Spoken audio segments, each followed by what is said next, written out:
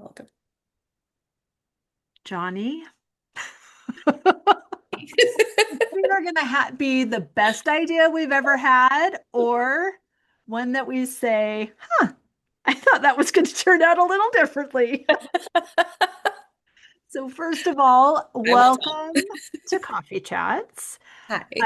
These conversations are something that I started as I kept meeting phenomenal women that I've had on the Say Yes to Yourself podcast. But the gorgeous expanse of time between being introduced to somebody and then our actual interview date and then the actual air date, there was just too much time and I missed everybody so much. So I've opened up this opportunity to continue the conversation and to also speak about things that are not just in our umbrella trajectory, the good that we're meant to do in the world, kind of big picture stuff, but things that are happening in the moment for us and in this particular season.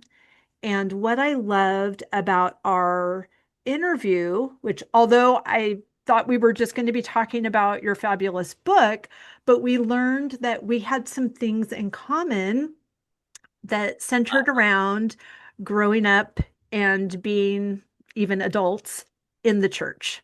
Mhm. And we've got some things to talk about that. So thank So, you for being here. thank you. And I know I've been talking straight for 15 minutes and only recording for a couple of them, but how are you and how are you feeling about my invitation slash hooking my wagon to your star about the things you want to talk about anyway? I love it. I love it. It's interesting because I've been, out of work for like the last month and a half, and now it's just things are really starting to move, and it's just like, okay, all right. Do I have to go back to work yet? Can I just like keep with this movement and see what happens? So, yeah, and this is part of that, like that conversation, and just been having so many amazing conversations and moments that are just like, ooh, I make me love happy. it. And the conversations that we're having and the ones that we're going to be talking about are really elements of church wounding Hmm. and how we can um, identify things that we've learned through those processes, and we can integrate the healing and awarenesses that we've had for ourselves, and we can also speak with empathy to other people that are experiencing similar situations because Yeah. it can feel very isolating Hmm. and it feels wrong. I even said before we hit record, like this feels, even these having this conversation feels a little bit naughty and super empowering at the same time. So Yes. my younger self and my future self are meeting together in a moment that is making me actually be very present because Mhm. I'm feeling it in my body how much I want to talk about these things and how my outdated narrative of thinking I'm going to get in trouble for Mhm. saying what's true is coming into place. And as something that I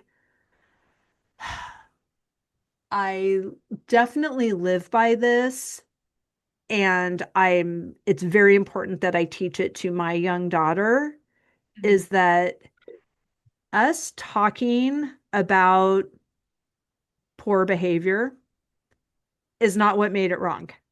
Yeah. It's the poor behavior. So Yeah. I would love to have nothing to talk about in these areas, but in fact, I do. Yeah. I know. It's kind of sometimes how I feel about it, like it not even it's frustrating, not frustrating. It's humbling to know that I was part of the problem, Mm, you know, right.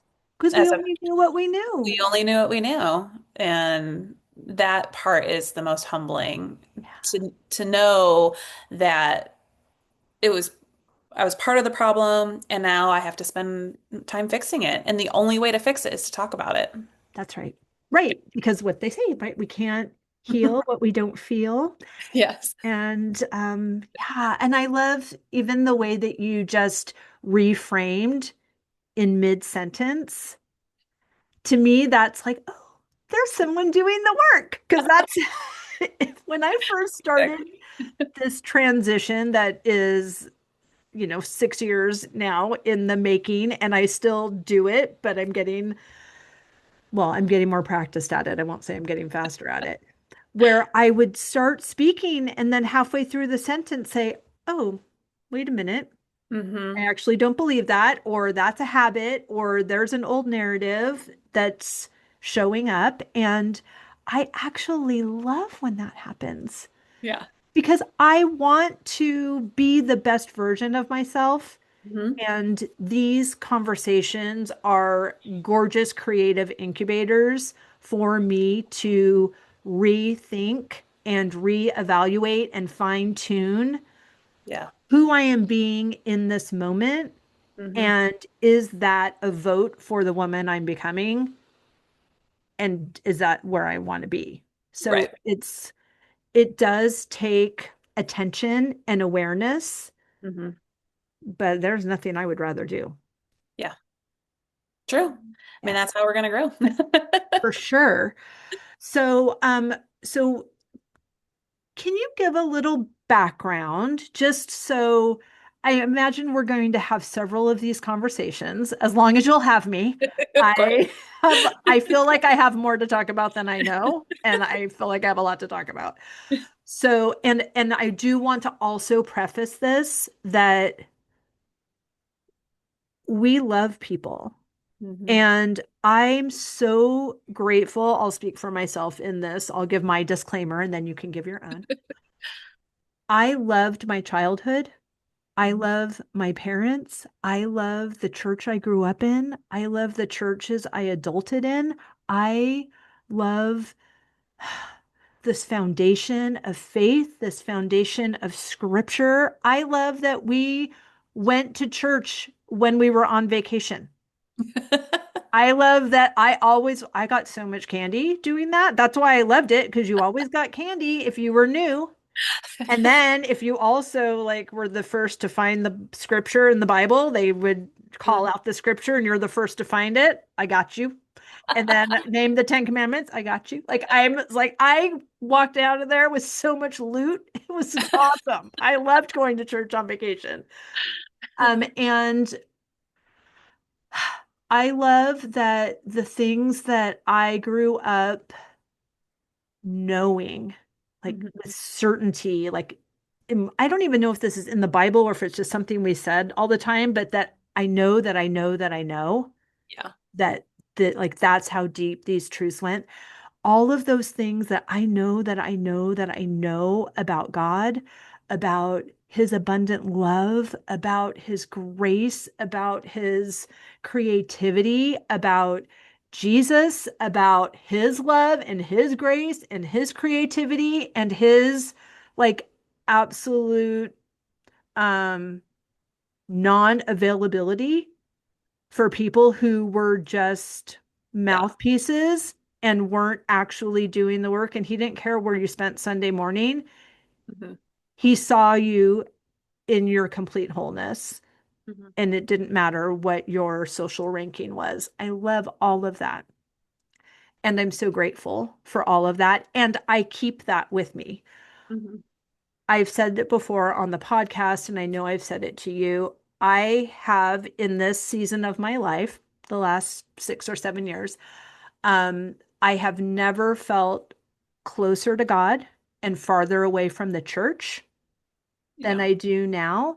And in that realization, again, I'm not mad.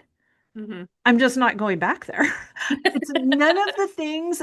I am not disillusioned about God or Jesus or the Holy Spirit. Like it's only the things where humans, well meaning, whatever their motivation, I'm not here to speak to, but that's where my disconnect was. And I just needed to remove myself from the room. Hmm. And in doing so, my expansion has been off the charts. And my awareness of how insulated that community was that I was involved in, Yeah. and how um like unavailable they made themselves to me in what I considered like textbook hour of need, made it very easy to Yep. not be in that room. So, your turn. A disclaimer, I'll Yes. second all of those things. I do think that um, th what I really like about this and even starting to have this conversation is just taking a minute to really be like, okay, how do I really feel? Because right now there's just so much, there's a lot of extremes. Everyone really either hates the church and or everyone really is like gung ho and we're back to these like crazy extremes.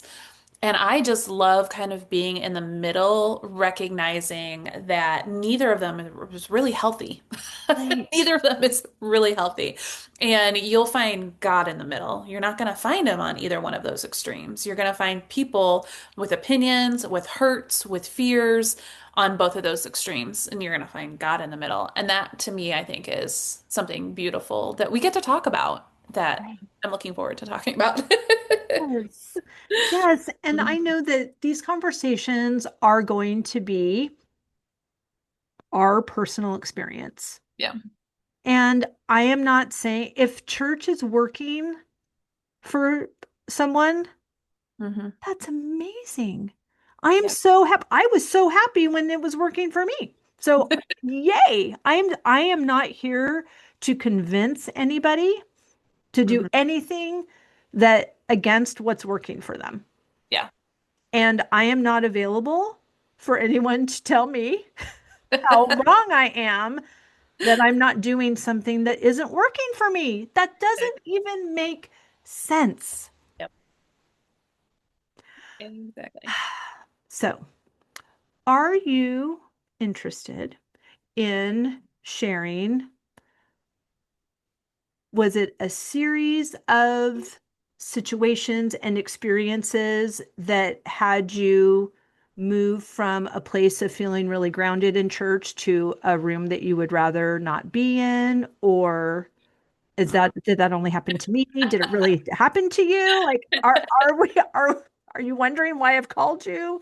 No.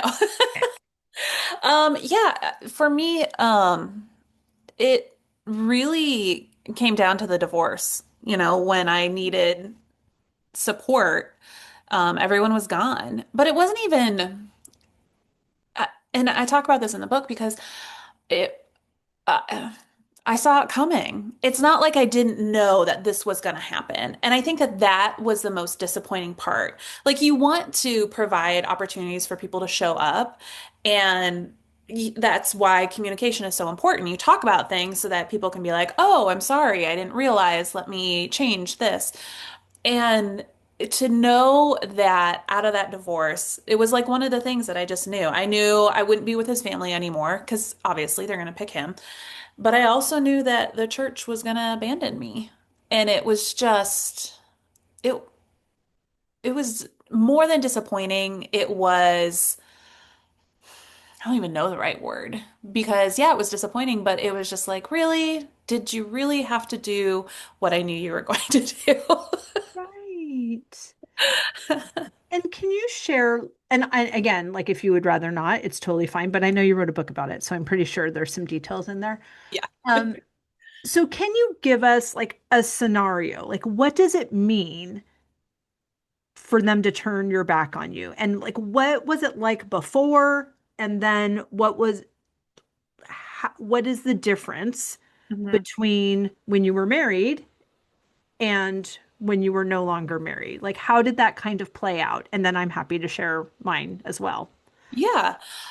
With mine, it was subtle it was always kind of subtle because Can you start with we were married and it looked like this? we were Okay. married 15 years. We were in the church, and I mean we were doing stuff with the church for like years before. So everyone, knew our role. We were at his hometown, and so we were at his home church, and then we joined a what do you call it? A church plant. Oh, sure. So, yeah, we left his home church and then we joined a church plant. But the problem wasn't necessarily that the church like fully abandoned me. It was that everyone knew who he was as a person. Like that's the thing that was most frustrating. It was like you all know who he is as a person. You have dealt with him. You have seen him run his mouth. You have pulled him into meetings. I mean, he must have had so many meetings with so many pastors about his attitude and how he was treating people. And so for all of them, and they would, they'd kind of give me the look like, how you doing? Yeah. Fine, like, we're in this marriage that's terrible. Everyone knows. Right. Um, yeah, and so it was just there was that sense of because even his mother, about halfway through, like 2007, we had gotten in this huge fight, and it was the first time he actually like swung at me, and he Mhm. he shattered the um sliding glass door. That's how hard he hit it. Funny. And it completely shattered. And so I left and I went to his mother's, and it was the first and only time that she ever looked at me and was like, if you want to leave him, you have my full support. And I was Oh, like, thank you. Like, you all know who he is. You know the kind of man that he is as a pastor. And so, I get always the sympathy, like, oh, you're still in it. But the moment I get a divorce, everyone's like, whoa, well, wait a second. You're well, not supposed to get a divorce. You're just supposed to pray more. And we had been doing therapy with a Christian counselor who works specifically with pastors because, that pastoral right. life is very isolating. You know how that is. And so 8 years with this counselor, and you still make me the bad person. Like that to me was probably the most defeating part of it. It was like no matter how much you know, you still flip the narrative. Right. And for that was so disappointing. Just Yeah. so disappointing. And they did it because they listened to him. Because they listened to him. She's out, and yeah, I enjoyed when I got a divorce. I went out. I went on dates. I went out with Yeah. girlfriends. I went to the bar. I had drinks. We had spent 4 years hiding drinking any kind of alcohol. We'd have to put it in a red Solo cup and tuck it under a chair so his mom wouldn't see. And the entire family did that. So it's like, okay, so what was Be he? hiding from if we're all doing it. I know. Like, I was just like, are you kidding me? Yeah. And so we're hiding this life. And so I decide I'm just going to live my life, and Hmm. I'm the bad one. I'm the one that's no longer a Christian. I'm the one that's going to hell now. And it was just like, really? Are you kidding me? Wow. So yeah, it was the before and after where it was okay that we were hiding everything, but now everything that came to light, I was in the wrong. So it was just like, Oh can't my win. I can't gosh. win, guys. No, but you totally won, Yeah. actually, right? Yes. So I'm so sorry that happened. First of Thanks. all, I'm so sorry. I'm sorry not for like the end part where like now they're mad. It's like, okay, whatever. Like I'm mad for the 8 years. I'm sorry for the eight that like there's just so I okay, let me gather myself. Okay. I know that the way that the world runs, we live in a patriarchal society. Like I see that. I see it more Mhm. now that I'm paying attention instead of just being the good compliant girl who was like, "Oh, what's patriarchy? Like, I don't even know what that means. Like, isn't it, let me go ask my dad what that means, or I'll ask my husband what that means, or ask my boss. Like, I mean, just like I was, I was a robot and I was like the happiest one there was Mm. because Yeah. I wasn't mad this whole time. I wasn't mad.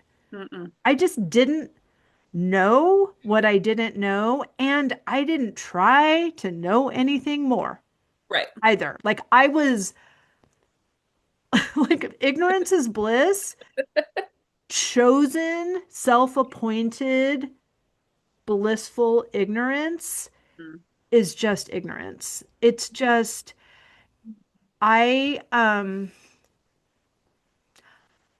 I am tender and compassionate with myself because I was inside my body and like I said, like I wasn't mad. I didn't have information and decide to um turn the other way. I Mm-hmm. just I don't even know. I don't know. I don't know why I didn't. But once I did, I couldn't act like I hadn't seen that and experienced that. So all of that to say, like I know that globally this is a thing. And I know that in different organizations it's highlighted even more. And even in our country, like it's so, and not like a little bit, I just mean like, and in our country, not even in our country, it's so it's like that uh reticular activation system. Like when you start thinking like, oh, I want a red car, and then you only see red cars. It's like, Yeah. oh, I'm I'm involved in a patriarchal society. Oh, there's one over there. There's one over there. There's one over there. Like you just at the school, like all the Yeah. things. It's like do things this way, check these boxes. This is the only way. Everyone out here is doing it wrong. It's so terrible. They're going to hell. Hmm. And by the way, it's your responsibility to make sure they don't. Yeah. But none of them want to come in here and stop living the beautiful life that they have. So Hmm. like the way that the system is set up, I entered in as a 3-year-old. Yeah. So it's not like I had the cognitive ability to say, wait a minute, that doesn't actually make sense because I was also the firstborn of German descent. So, hey, wait a minute was not in my vocabulary, No. was not in my lexicon. Was like, yes, okay, my pleasure. Like, Hmm. how fast would you like that done? Yeah. And again, my parents weren't mean. Like they were all well-meaning, but they were just, I don't know, following the charismatic leader. Like I know that I'm not being very clear, but it's all just unfolding to me Yeah. in such an interesting way where I thought that it was just my experience. Hmm. And then I'm having these conversations, and then I'm seeing my daughter in different organizations, not church, but in school. And I'm spending a lot of time in France, and just the difference between the US and France and these ideas of entitlement and how like the US thinks that it's the only one who's doing everything right. And it's just embarrassing. It's all just embarrassing. So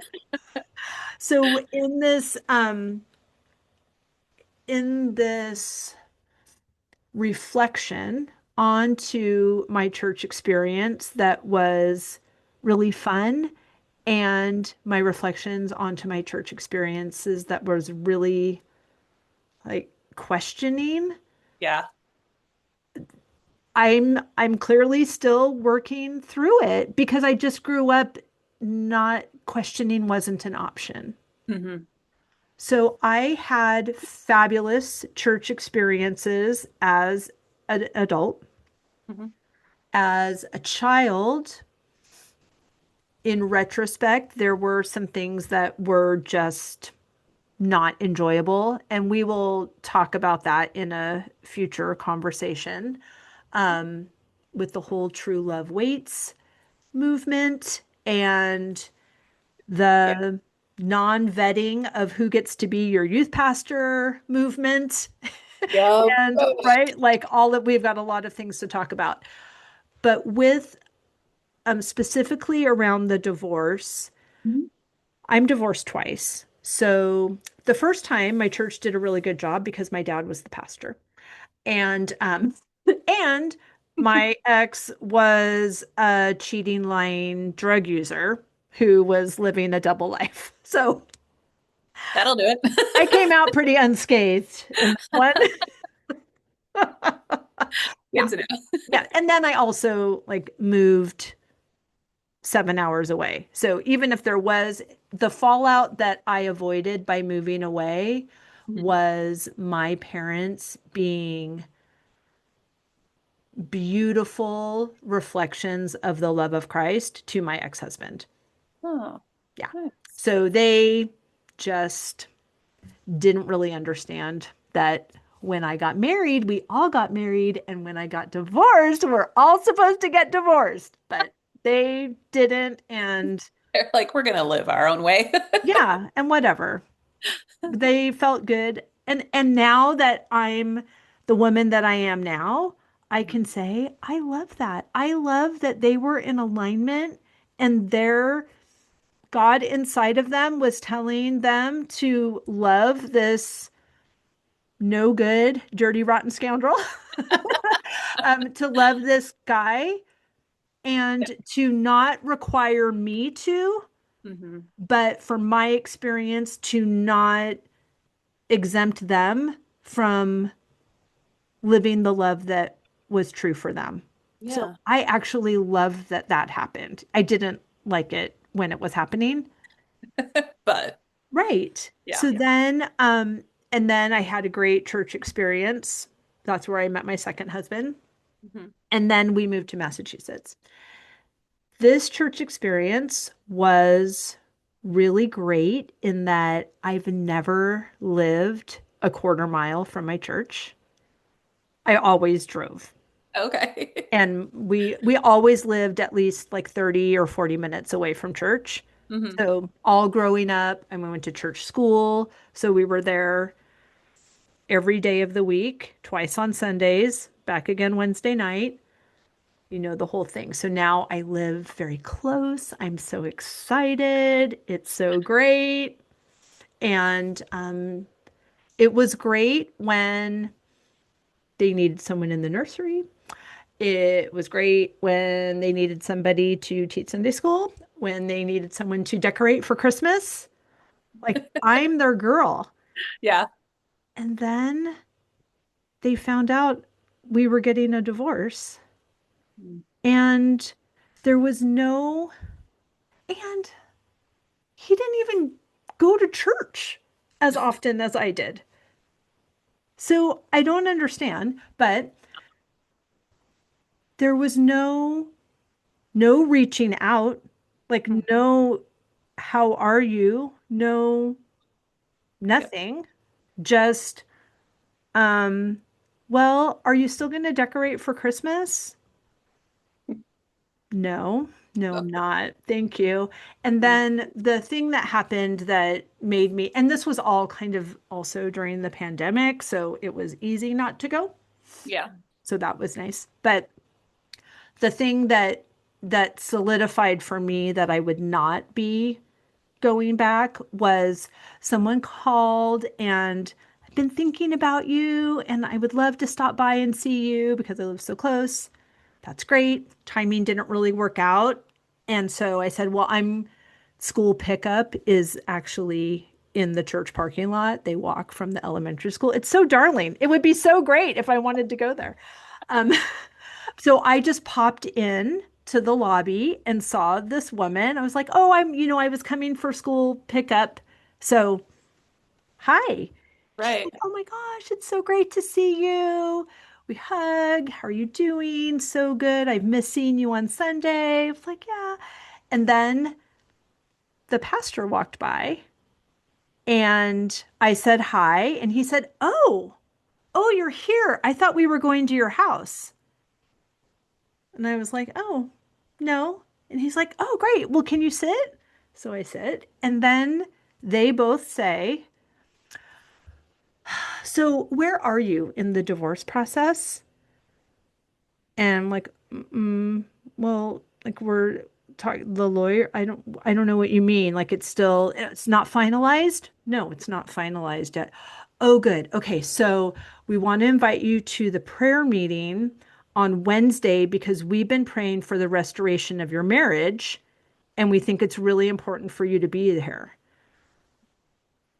It's like, Oh my God. um, Yeah. no, thank you. And how about asking me Hmm. how I am? I mean, this was like a year after it just was like so bizarre. Yeah. And I just, please don't pray for the restoration of my marriage. Please don't, like, Please how about world hunger? How about that? How about something we can actually do something about, like world don't. hunger? But it was so fascinating that, much like what you said in far fewer words, um, that there was only one way that this could possibly work that was correct. Mhm. And not only was I not doing it right in not having community during this process, Right. but that I wasn't attending the prayer meeting about the thing that I didn't even want, and that nobody even asked how I was or Yeah. can I help?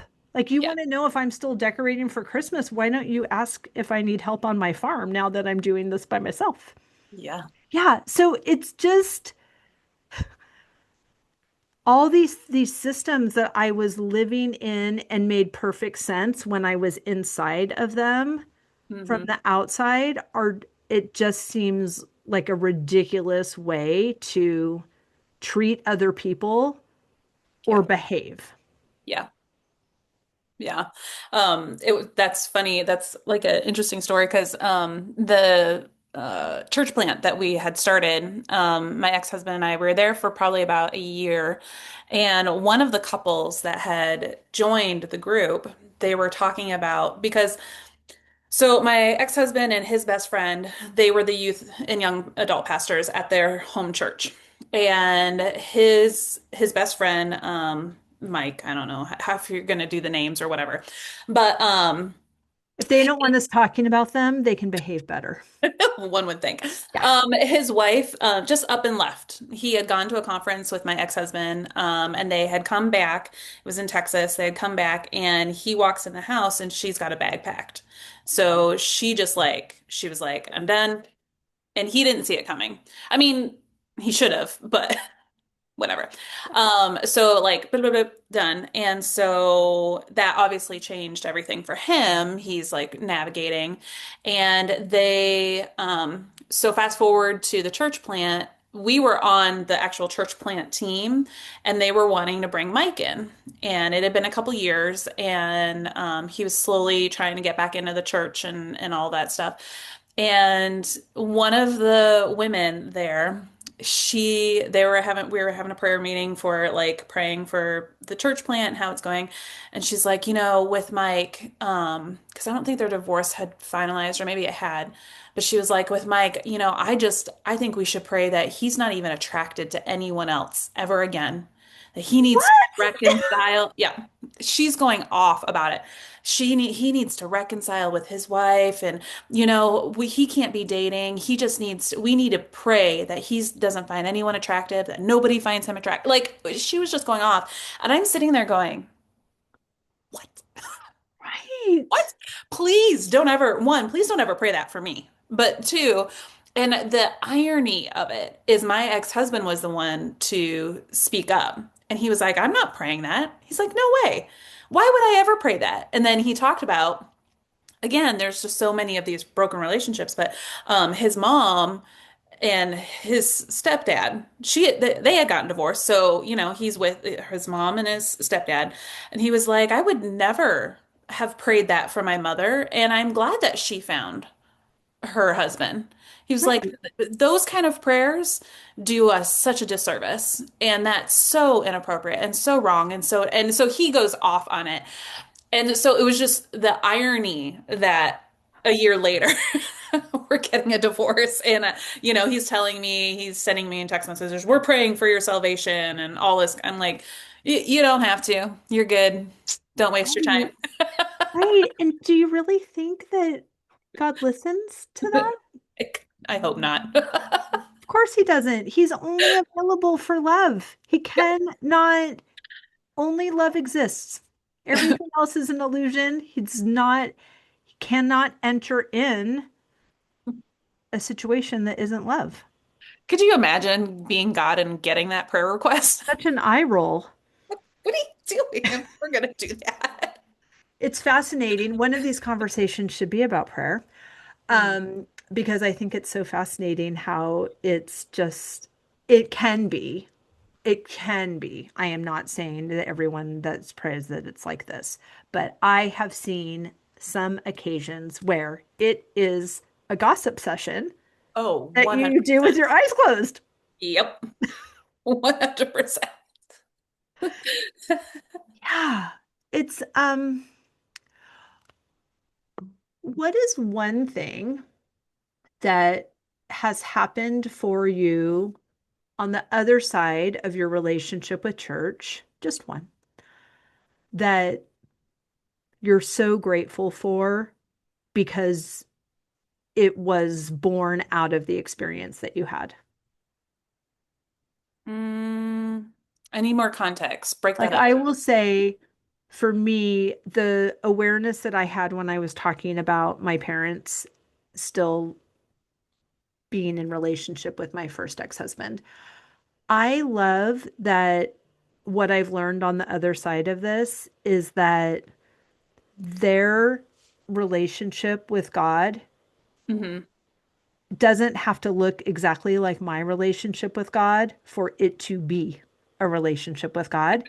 And I actually love when people act in ways that are beautiful in their purpose and shocking or maddening to those that are watching. Um, I don't know that I have one specific in the sense that like it felt as though I was the catalyst for all of these weird changes. And it was because so I got divorced in 2015, 16. It took that long. Oh, And that's short, my friend. My fair enough. process was 3.5 years. Yeah, we talked about that. Yeah. But fast forward 10 and so I mean it was a big Yeah. deal. They couldn't believe I was doing it. They couldn't believe I was drinking. They couldn't believe I was dancing. They couldn't believe any of this. Because you're 18? Yeah. Like, okay. Because and then fast forward to last October, me and my kids, we go to my nephew's, their cousin's wedding. They're drinking, they're dancing, they're cussing, they're telling about their drunk stories. And I was like, where's all this grace when I was doing it? Like Right? what on earth? And it's just, so for me, it was that struggle of I'm glad that they found faith, a faith that still sustains them and Yes. still in ways that they can live their life. They're no longer this like tight-knit, really religious thing. So yeah, for me, I was like glad that they've come to that spot. Hmm. Glad for them. They had a very it was actually a very spiritual wedding ceremony. Like it was kind of crazy. They were he the pastor, the minister that was doing it, he was very much into, this is the bride of the church. I mean, he would have had an altar Wow. call there. I was Wow. like, whoa, okay. And then they got up and partied and drinking and dancing and so like I appreciated watching my nieces and nephews, even my mother-in-law still was dancing with her husband. I don't think I've ever seen that woman dance. She's almost 80 years old. And I was just shocked. But I was glad. Like I Right. was just You glad were a part of we're that. finally, not even a part of it, but that we're finally at this spot where it's not so rigid, Right. You were you a know? part of the dismantling Right. Yeah. of And that so, structure. and all of them, like all my nieces and nephews have tattoos. I mean, when I got a tattoo, it was just like, what?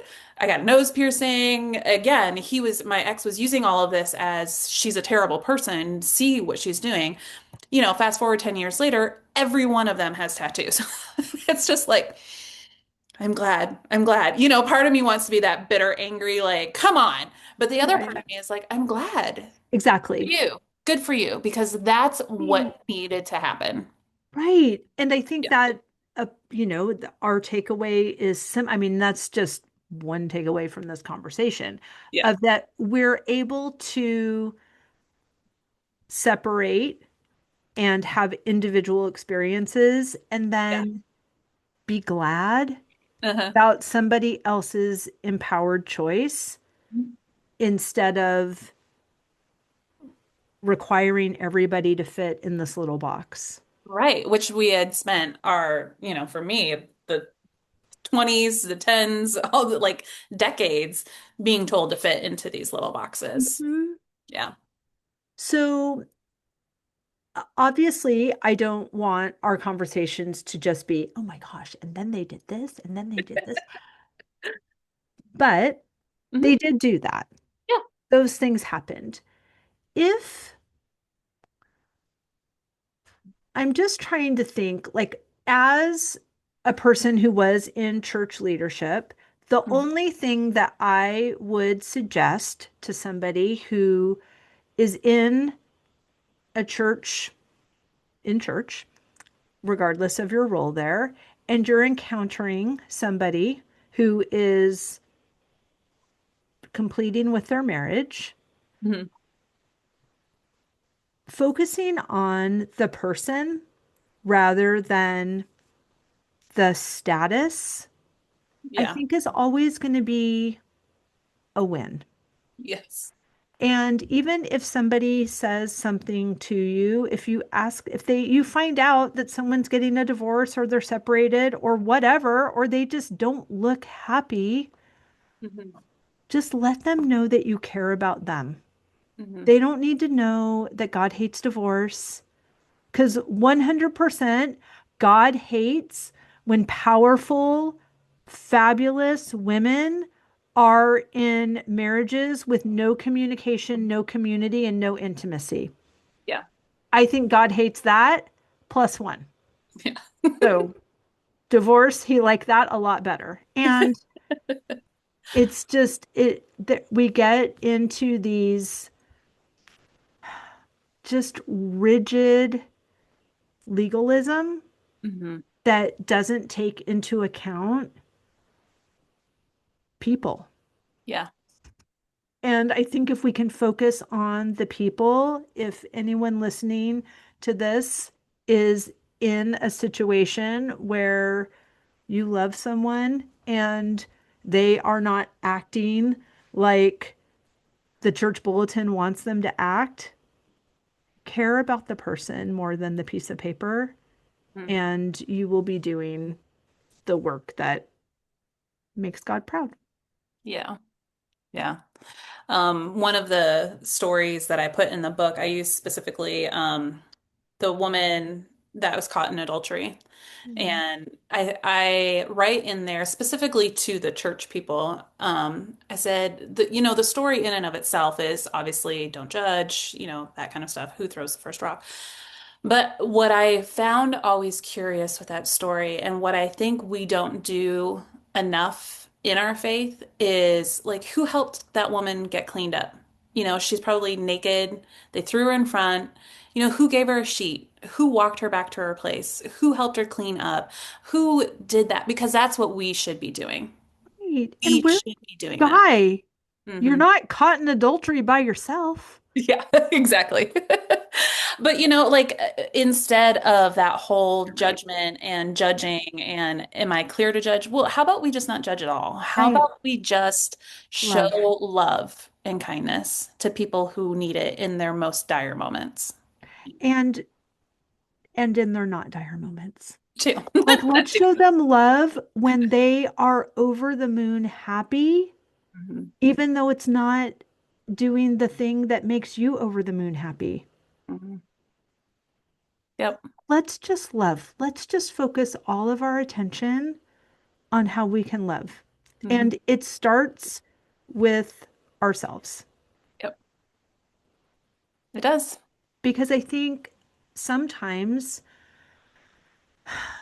the counsel to stay and work on your marriage is because if you leave, if you choose what feels best for you,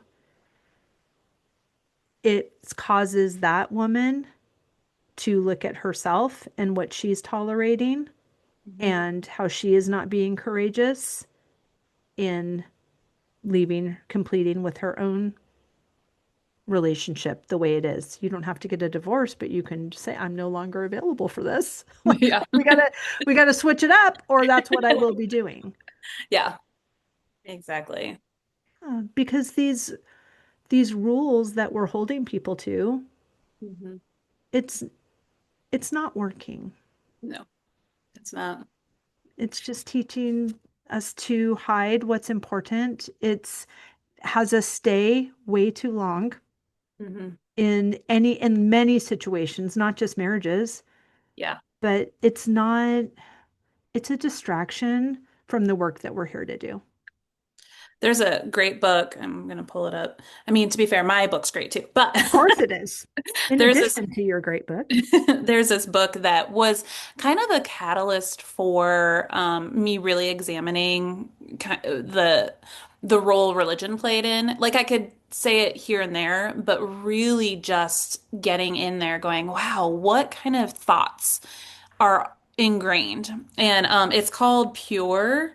It's the evangelical. Pure, inside the evangelical movement that shamed a generation of young women and how I broke free. Oh my It's gosh, that gives me chills. incredible. Like just rereading it, going, wow, wow. And it's a fantastic, fantastic book, but one that helps me become accountable without the shame, you Right. know? Because yeah, I was the young youth adult pastor who was a part of this evangelical movement. Yeah. But those narratives, those things that were ingrained, and being able to read that and then look at my childhood, and I add it in the book, like all of these little things that my father would do to ingrain these things that have stuck with me, and that still cause, fear or anxiety or, um, it's all part of the conversation. So Right. Right. Okay. Thank you. thank you. Thank you for your time. We have so many more conversations to have. I want to talk about prayer, Mhm. that is in the guise of gossip. I want to talk about True Love Waits. Mhm. I want to talk about the role of women in ministry. Or the restriction of women in ministry and Yep. how we're not allowed to have a stage, but please fill the roster of the nursery. Yes. Um, yeah, lots of things. But the goal of it for me is to get it out of my body because I think it is in service and what we keep in our bodies, like what we get out, can't make us sick. Yeah. And I also want to hear another perspective while I'm doing that. So I'm very appreciative of you Yeah. and your availability. We will link your book in the description. We will link the book Pure. We will also link Elise Lowen's book on our best behavior, The Mm. Seven Deadly Sins and the Price Women Pay to Be Good. That sounds Exactly. good. Yeah. I Mm. owned that book for 2 years before I read it because I knew I was going to be so pissed. And I was like, I feel like a better woman just for owning it, but I should probably open it. And then we did a book club with the Say Yes community, Uh-huh. um, because I couldn't read it alone. I was like, this is just going to make me so upset. And I need to be able to move through it. So that's also a great read because, again, this is not church bashing. Mhm. It's Mhm. just an awareness of someone's well-meaning words Mhm. are not landing in the way that I think they were intended, or they're landing exactly as they were intended, and shame on you. Yes, and we don't want more church wounds. That's the big part of it. Yeah. Exactly. Amazing. Exactly. So thank you so much for your time. I cannot wait for the next one. Me neither. All right. I will see you soon. Okay.